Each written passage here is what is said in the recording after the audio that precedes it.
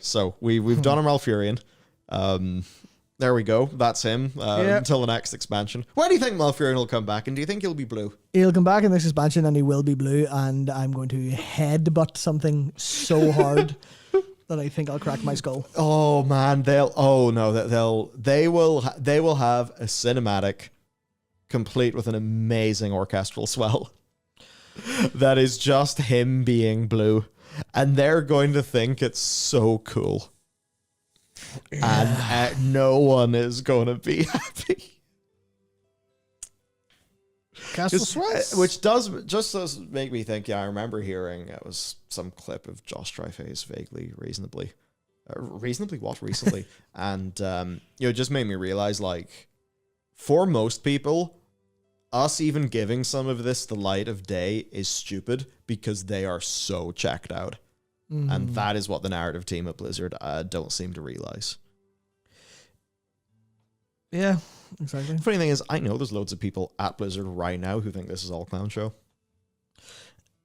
That's the problem. Yeah. That's the problem. Yeah, but it must be tough, like, being in the inside and not being able to change this shit. And that's where I think a lot of the, incohesion probably comes from that internal conflict, because if people aren't on the same page, I can expect them to make some of their own parts if they're fighting with each other. I suppose, why are they making, like, big public, almost PR moments out of Chris Metzen being a director? Like, and being, a level of seniority above anyone else on narrative. It has to mean something, like, right? why are they making a big point of that? Is it even at the stage where the people who don't really care about the lore that much at the company are, like, realizing that this is actually hurting them?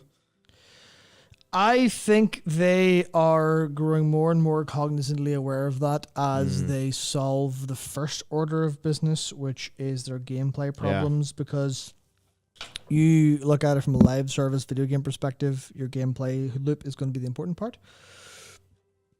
But you look at it from a perspective of World of Warcraft historically, and you think, well, what's the difference?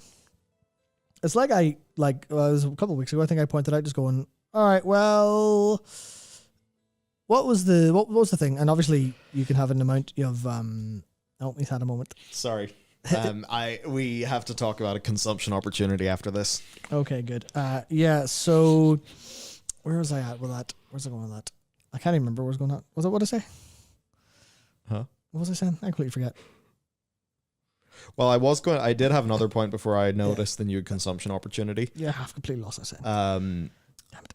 Loads of people, including us, because we heard it from people, said, look, Shadowlands was dealing with other people's lore, and those people have since been forced out of the company.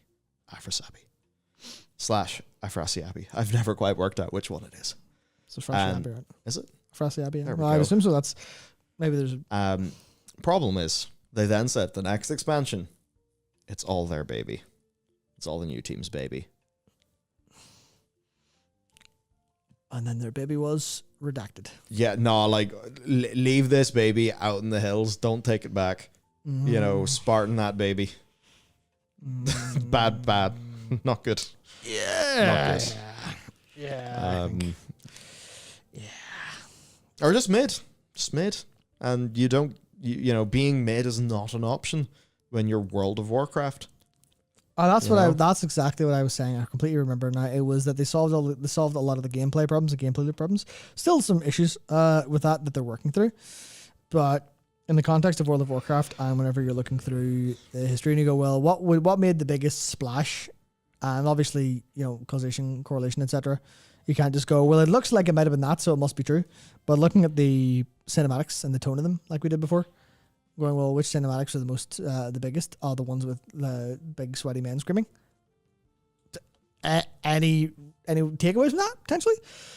And obviously, like, well, that's not going to be completely accurate. There's going to be many different factors. But you're like, yeah, but I think we have a problem in today's world of people are so obsessed with the complexity of things and how many multiple factors go in, how much, like, how do we get to the absolute core truth? Actually, yeah, how do we get to the literal scientific truth of working every single factor out and working exactly what changes what? And then you go, yeah, but you're kind of missing forest for the trees here. You're kind of not seeing, well, if you step on a Lego and it hurts your fucking foot, you know, you don't need to be a genius to figure that out. That Lego is painful. You know, you don't need a genius to figure out if you know, okay, let's use an anecdote from today. I wondered at about 4:30 today why I was profoundly miserable. Why I was just basically non-functional. And then I remembered I haven't eaten since lunch yesterday. And you went to bed at 4 a.m. Yeah, that as well. So what I did was I went to Hey Chick and I got a burger. And it was actually a buffalo chicken burger, pretty good. So I had that. And then I had a protein bar and then a can of Monster and then some protein milk stuff. And I felt great. And it was like, obviously, did fucking eat. That was the obvious part. And you could have thought, so many different reasons.